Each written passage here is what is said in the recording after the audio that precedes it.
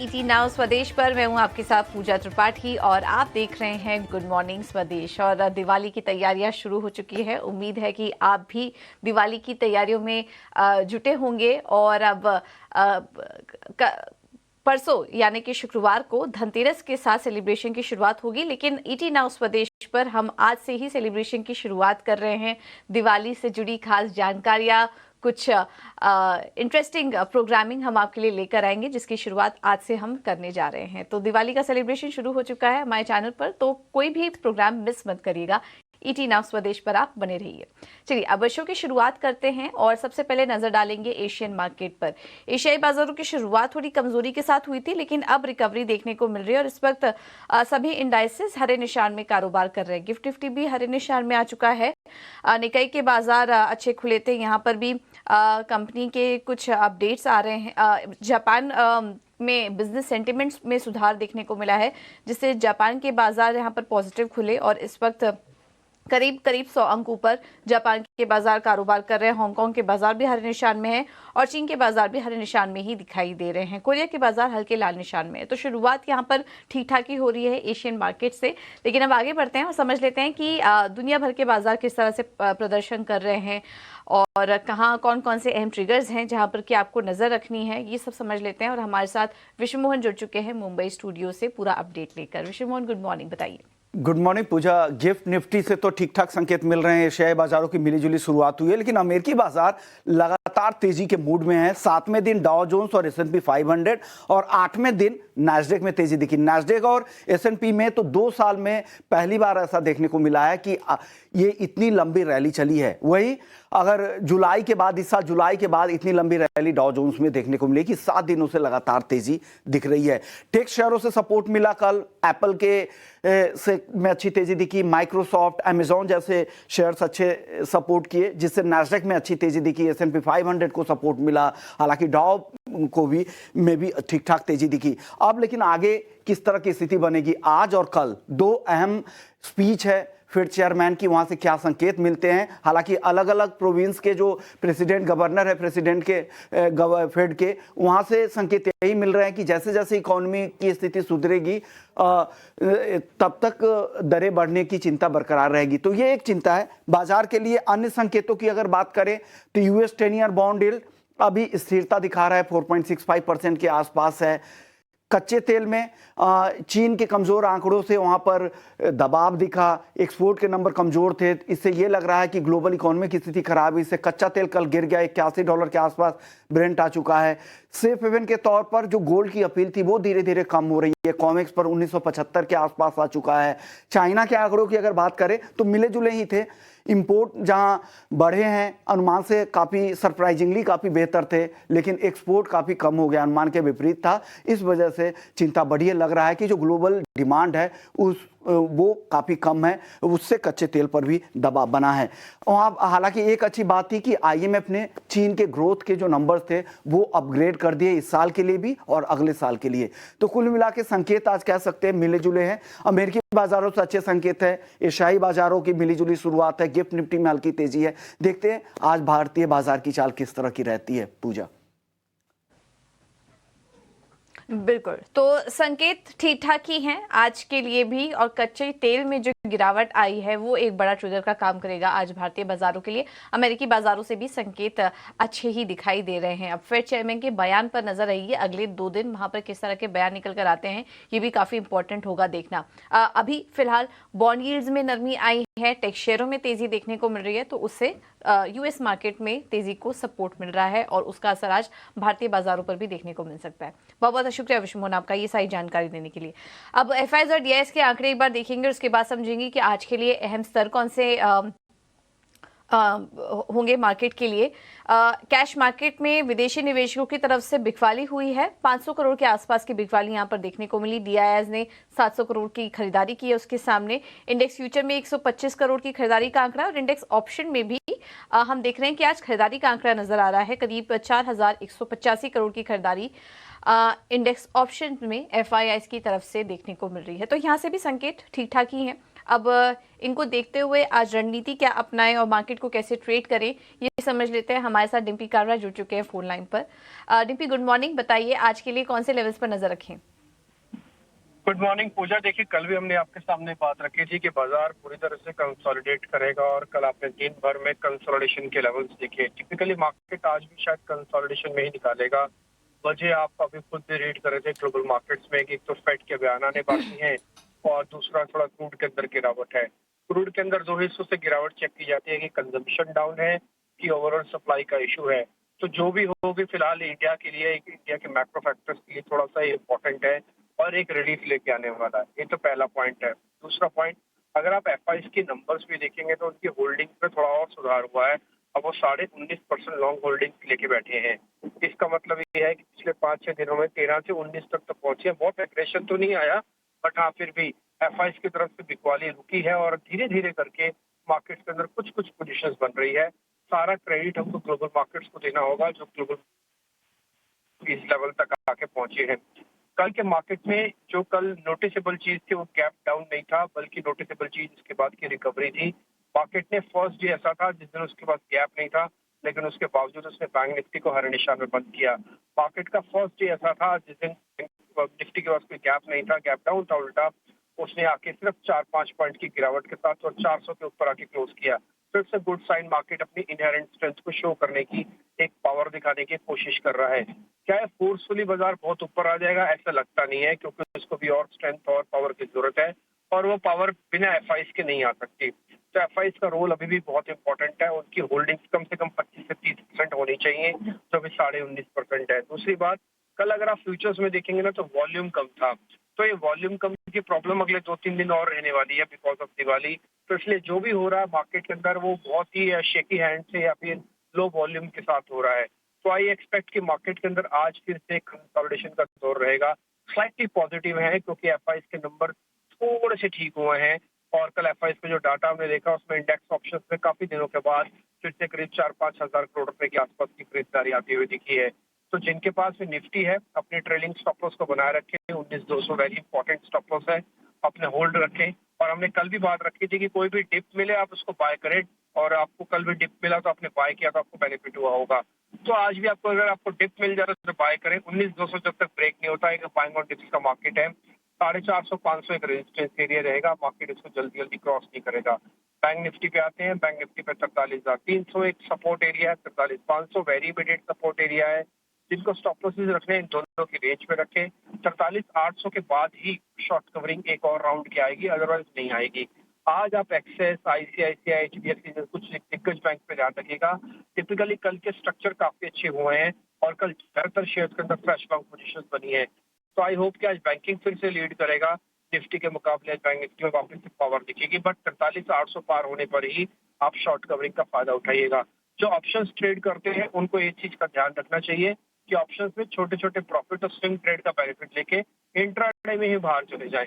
Long term positions carry करना इस समय रिस्की रहेगा, क्योंकि प्रीमियम शेडिंग और प्रीमियम एप्रिशिएशन दोनों ही देखने को मिलेगा। तो इसलिए आप इंट्राडे स्विंग्स का बेनिफिट उठाएं और ऑप्शन से अंदर आप काम कर सकते हैं। ओके, बहुत बहुत शुक्रिया डिम्पी आपका ये जानकारी देने के लिए। तो कुल मिलाकर बाजार आज भी कंसोलिडेशन में रहेगा। ज़्यादा कुछ बड़े वॉल्यूम्स नहीं हैं फिलहाल दिवाली के चलते और फेस्टिव सीजन के चलते, इस वजह से वॉल्यूम कम रहेगा। संभल के ट्रेड करिए, लॉन्ग ट्रेड लेकर मत जाइए। इंट्राडे में यहाँ पर ऑप्शंस में ट्रेड करने की कोशिश करिए, ये सलाह निकल कर आ रही है। और कल की तरह आज भी बाजार कंसोलिडेशन में रहेगा, हल्की पॉजिटिविटी के साथ। चलिए अब आगे बढ़ते हैं। तो ये तो बात हुई बाजार की, अहम लेवल्स भी हमने आपको बताया, लेकिन इसे ट्रेड कैसे करें ये हम समझ लेते हैं। हमारे साथ बाजार पर रणनीति देने के लिए एंजल वन के देवांग शाह जुड़ चुके हैं। Devang, thank you so much ET now स्वदेश को समय देने के लिए। आज किस तरह से ट्रेड करें निफ्टी और बैंक निफ्टी में, क्या कोई ट्रेड नजर आ रहा है आपको? और अपने स्टॉक स्पेसिफिक आइडियाज भी बताइए। Good morning. और बात करें निफ्टी की, तो निफ्टी में हम देख रहे हैं कि डेफिनेटली हमने एक लोअर लेवल से अपसाइड देखने मिला है, बट एक स्ट्रॉन्ग रेजिस्टेंस फेस कर रहा है 19,600 का। और जहां तक सपोर्ट की बात करें, 19,300 का इमीडिएट सपोर्ट है निफ्टी फ्यूचर के लिए। तो हमें लगता है कि एक दायरे में देखने मिल सकता है। तो यहाँ पे स्टॉक स्पेसिफिक रहने की अप्रोच रखने की सलाह रहेगी ट्रेडर्स को। जहां तक स्टॉक स्पेसिफिक में बात करें, फर्स्ट स्टॉक यहाँ रहेगा एनटीपीसी। एनटीपीसी खरीदने की सलाह रहेगी। और ओवरऑल स्ट्रक्चर देख रहे थे कि तो डबल एक सपोर्ट लेकर स्टॉक्स ने अपसाइड रिज्यूम किया, तो हमें लगता है कि अभी भी इसमें अपसाइड देखने मिल सकता है। एनटीपीसी खरीदने की सलाह रहेगी। स्टॉप लॉस यहाँ रखना है 234, टारगेट है 247।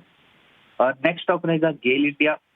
गेल इंडिया की बात करें तो आफ्टर एक करेक्शन के बाद हमने देखा एक डेली चार्ट पे एक ब्रेकआउट देखने मिला है स्टॉक के अंदर। तो हमें लगता है गेल इंडिया में भी हमें अपसाइड देखने मिल सकता है। गेल इंडिया खरीदने की सलाह रहेगी।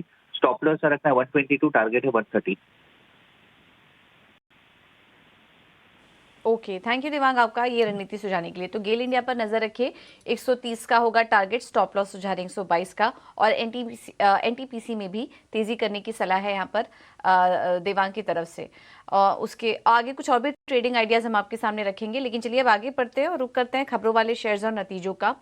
नतीजे इस बीच ढेर सारे आ रहे हैं, स्पेशली मिड कैप और स्मॉल कैप कंपनियों में काफ़ी ज़्यादा एक्शन बना हुआ है, लेकिन कुछ अहम नतीजे हम आपके सामने रखने की कोशिश करेंगे। शरद हमारे साथ जुड़ चुके हैं मुंबई स्टूडियो से। शरद, गुड मॉर्निंग। बताइए सबसे पहले तो नंबर्स कौन कौन से आए कल?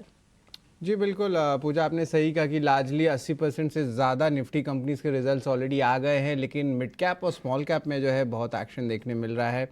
सबसे पहले ऑफ कोर्स हिंडाल्को की आर्म नोवेलिस, उनके नतीजे में फोकस करेंगे तो यहाँ पे स्ट्रॉन्ग सेट ऑफ नंबर्स देखने मिले हैं।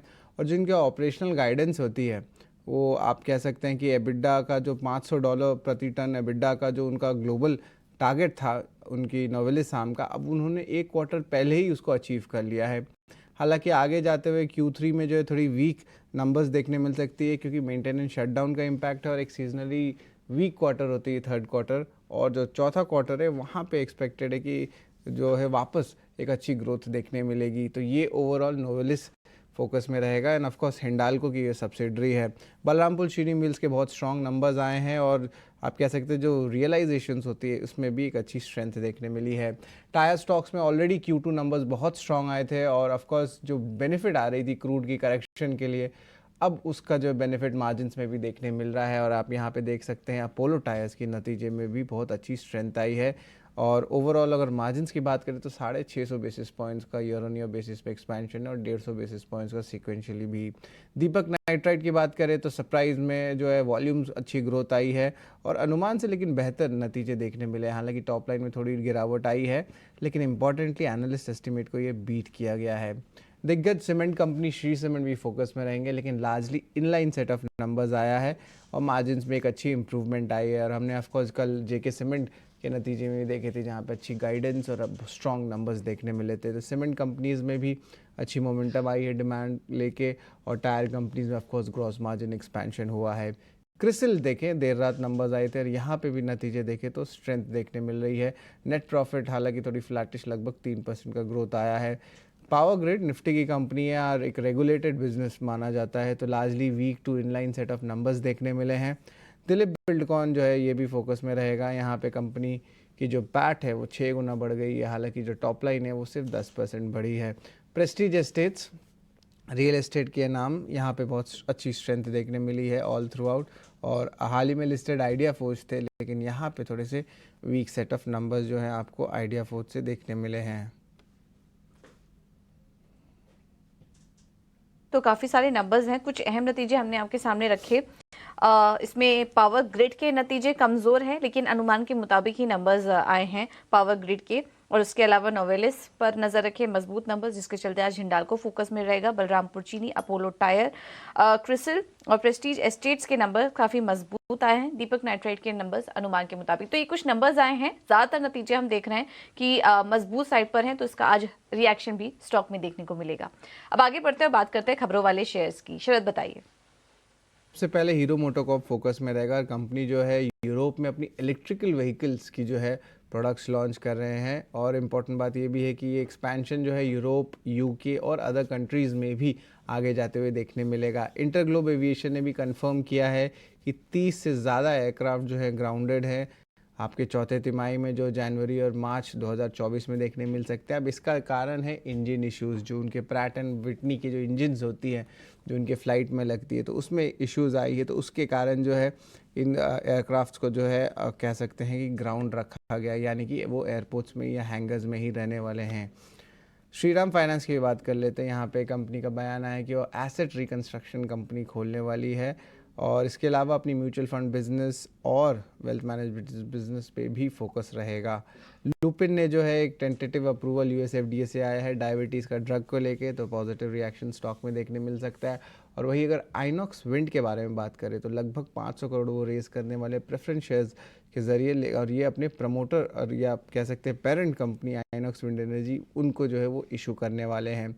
ट्राइडेंट को एक पॉजिटिव न्यूज़ फ्लो है कि उनको एक पेटेंट मिल गया है और यहाँ पे अपनी ऑफकोर्स जो टेरी फैब्रिक्स होती है उसको लेके पेटेंट आया है यूएसए से।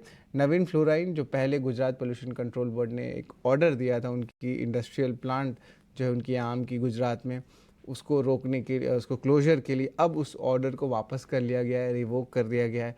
इसका मतलब जो ऑर्डर्स तो पहले दिए गए थे बंद करने के लिए प्लांट को, वो अब रिवर्स कर गए हैं। नेट पॉजिटिव इम्पैक्ट देखने मिल सकता है। और आखिर में BL Kashyap and sons 1500 crore का मार्केट कैप का कंपनी है और रियल एस्टेट के एंसिलरी सर्विसेज देते हैं, और यहाँ पे इनको जो है लगभग 2 नए ऑर्डर आए हैं लगभग 300 करोड़ के। बिल्कुल, बहुत बहुत शुक्रिया शरद आपका ये सारी जानकारी देने के लिए। चलते हैं कमोडिटी मार्केट की। हमारे साथ रणनीति बताने के लिए केडिया कमोडिटी से अजय केडिया जुड़ चुके हैं। Ajay, good morning, thank you so much समय देने के लिए। बताइए आज कैसे ट्रेड करें कमोडिटी मार्केट में? वेरी गुड मॉर्निंग पूजा जी। डेफिनेटली देखा जाए तो कमोडिटी मार्केट में कल के सेशन में हमने देखा डॉलर इंडेक्स वापस 105 से उभरता हुआ दिखाई दिया है, जिसके चलते हमने पूरे कमोडिटी पैक में खास करके सोने चांदी और कच्चे तेल में गिरावट आती हुई देखी है। तो सबसे पहले अगर सोने की बात करें तो हमने देखा था बार बार में 61,000 के ऊपर या $2,000 के ऊपर सस्टेन नहीं कर पा रहा है। वार से कोई अपडेट नहीं आने की वजह से मार्केट में एक प्रॉफिट बुकिंग है जो आज भी कंटिन्यू रहेगा। थोड़ा 400 बेचिए 60,000 पाएंगे अगर चलिए 71,600 का स्टॉप लॉस रखिए, 70,400 तक के टारगेट मिल जाएगा। वहीं कच्चे तेल में हमने देखा सऊदी ने जो प्रोडक्शन कट एक्सटेंड किया है उसके बावजूद एनर्जी की डिमांड का कंसर्न देखते हुए कच्चे तेल में गिरावट थी जो आज भी कंटिन्यू रहेगा। 6600 के बाउंस पे बेच के चलिए, 6720 का स्टॉप लॉस रखिए, 6450 तक के टारगेट हम कच्चे तेल में देख पाएंगे। एंड लास्ट अगर बेस मेटल की बात करें तो नंबर्स खराब आने के बाद भी मार्केट में रिकवरी आई क्योंकि स्टिमुलस दिया जा रहा है इकोनॉमी में, तो बाय ऑन ड्रॉप की रणनीति बनाई है जहाँ पे 705 तक कॉपर बाय करना है 712 के टारगेट के लिए। जिंक में भी 225 पे बाय कीजिए 229 के टारगेट के लिए, क्योंकि जिंक में 2 माइंस है जिन्होंने अपने प्रोडक्शन सस्पेंड किए जिसकी वजह से सपोर्ट मिलता हुआ दिखेगा। ओके, तो ये है राय कमोडिटी मार्केट में और कुछ रणनीति आपको यहाँ पर बता दी गई है। जिंक में आप खरीदारी कर सकते हैं, वहीं गोल्ड और सिल्वर में बिकवाली करके चलिए और कच्चे तेल में भी बिकवाली करने की राय, लेकिन बेस मेटल अच्छा लग रहा है, यहाँ पर आप तेजी का ट्रेड ले सकते हैं।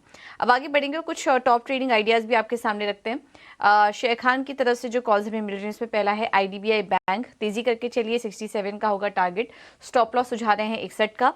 और IEH होटल्स, यहाँ पर भी आप तेजी करके चलिए 252 का होगा टारगेट, स्टॉप लॉस सुझा रहे हैं 233 का।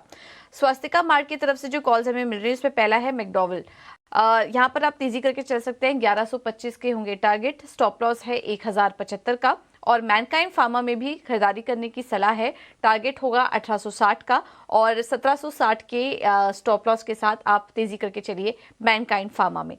जेम फाइनेंस की तरफ से जो कॉल्स हैं उसमें पहला है कोटक महिंद्रा बैंक, खरीदारी करके चलिए, टारगेट जो देख रहे हैं स्टॉक में वो है 1792 से 1805 का लेवल्स देखने को मिल सकते हैं, स्टॉप लॉस होगा 1727 का। और मारुति भी इनको पसंद आ रहा है, 10,410 के लेवल्स के लिए आप तेजी करके चलिए, स्टॉप लॉस होगा 10,140 का। तो सभी कॉल्स में खरीदारी करने की सलाह। जेम फाइनेंस की जो राय आ रही है उसमें ज़्यादातर उनको लार्ज कैप स्टॉक्स पसंद आ रहे हैं, कोटक महिंद्रा बैंक, मारुति सुजुकी, यहाँ पर आप नज़र रखिए। बाकी सभी स्टॉक में भी तेज़ी करने की राय यहाँ पर हमारे एक्सपर्ट्स की तरफ से सुबह देवांग से ही बात हुई थी, उनके भी कॉल्स आपको बता देते हैं एक बार। उन्होंने यहाँ पर NTPC में सलाह दी थी खरीदारी करने के लिए और गेल में भी सलाह दी थी तेज़ी करने के लिए 130 के टारगेट के लिए, स्टॉप लॉस वो देख रहे थे 122 का। तो ये कुछ कॉल्स हैं और जितने भी आज ट्रेडिंग कॉल्स आ रहे हैं सभी में तेजी करने की राय। तो स्टॉक स्पेसिफिक एक्शन जो है वो आज तेजी की तरफ ज्यादा है, इस पर आप नजर रखिए, लेकिन स्टॉप लॉस का ध्यान भी जरूर रखिए। अब बात करते हैं ब्रोकरेज रिपोर्ट की। वामाक्षी जुड़ चुकी हैं हमारे साथ पूरा अपडेट लेकर। वामाक्षी, गुड मॉर्निंग, बताइए। जी बिल्कुल, शुरुआत करते हैं हम एल्केम लैब्स के साथ। काफ़ी सारे ब्रोकरेज हाउसेस की तरफ से रिपोर्ट आई है और ये हाईलाइट कर रहे हैं कि जेफरीज हाईलाइट कर रहे हैं खास करके कि ये नंबर्स जो कंपनी ने रिपोर्ट किए हैं ऑल राउंड बीट कंपनी ने रिपोर्ट किया है, सेल्स मिस ज़रूर नज़र आया है उनके भारतीय कारोबार में, मगर एक्सपोर्ट्स में काफ़ी मजबूत प्रदर्शन कंपनी का रहा है। एल्कम ने अपनी FY24 की EBITDA मार्जिन गाइडेंस को भी मार्जिनली बढ़ाया है, 16% से बढ़ाकर 16.5% पर बढ़ाया है, मगर ओवरऑल उनका जो आउटलुक है FY24 के लिए ये थोड़ा अनइम्प्रेसिव नज़र आ रहा है।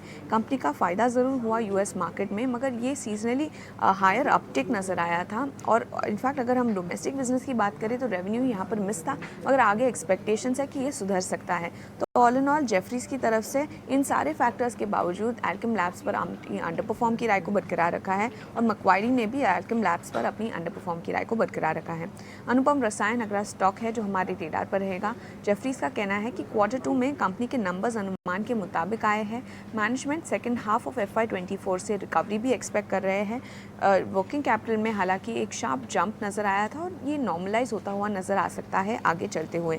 प्रमोटर पार्टिसिपेशन फंड रेज में एक पॉजिटिव फैक्टर है। तो इन फैक्टर्स को ध्यान में रखते हुए जेफरीज ने अनुपम रसायन पर हालांकि अपनी अंडर परफॉर्म की राय को बरकरार रखा और अपना टारगेट प्राइस घटाकर 825 रुपीज़ प्रति शेयर पर कर दिया है। हिंडाल्को पर भी हमारी नज़र रहेगी। मक्वारी का कहना है कि Q2 में मार्जिन में पॉजिटिव सरप्राइज देखने मिला है। एक्सपेंशन प्लान्स जो कंपनी के हैं वो ट्रैक पर नज़र आ रहे हैं। वॉल्यूम सरप्राइज के चलते EBITDA बीट कंपनी ने रिपोर्ट की है, और इनफैक्ट नॉन फेरस स्पेस में मक्वारी के लिए हिंडाल्को एक प्रेफर्ड पे है। तो ऑल इन ऑल अगर हम देखें, मक्वारी ने हिंडाल्को पर अपनी आउट परफॉर्म की राय को बरकरार रखा है, टारगेट प्राइस 562 रुपीज़ प्रति शेयर के साथ। आखिर में हम फोकस करेंगे जाइडस लाइफ साइंसेज पर। मक्वारी का कहना है कि एक mix set of numbers company ने रिपोर्ट किए हैं। रेवेन्यू और EBITDA अनुमान से कमज़ोर रिपोर्ट किया है, मगर मुनाफा अदर इनकम के चलते अच्छा सपोर्ट मिला है, और इसी के चलते कंपनी का जो मुनाफा है वो अनुमान से काफ़ी बेहतर आया है। मैनेजमेंट ने क्वार्टर ऑन क्वार्टर जो डिक्लाइन नज़र आई थी US के कारोबार में, वो लार्जली एट्रीब्यूट की है लोअर जेनेरिक रेब लिमिट के सेल्स तक, मगर मैनेजमेंट का कहना है कि इसमें अच्छी रिकवरी नज़र आ सकती है Q4 में। इनफैक्ट वो करीब 30 से 40 प्रोडक्ट्स लॉन्च करना चाह रहे हैं US जेनेरिक स्पेस में। तो इन सारे फैक्टर्स को ध्यान में रखते हुए जाइडस लाइफ साइंसेज पर मक्वारी ने अपनी अंडर परफॉर्म की राय को बरकरार रखा, टारगेट प्राइस 490 रुपये प्रति शेयर का।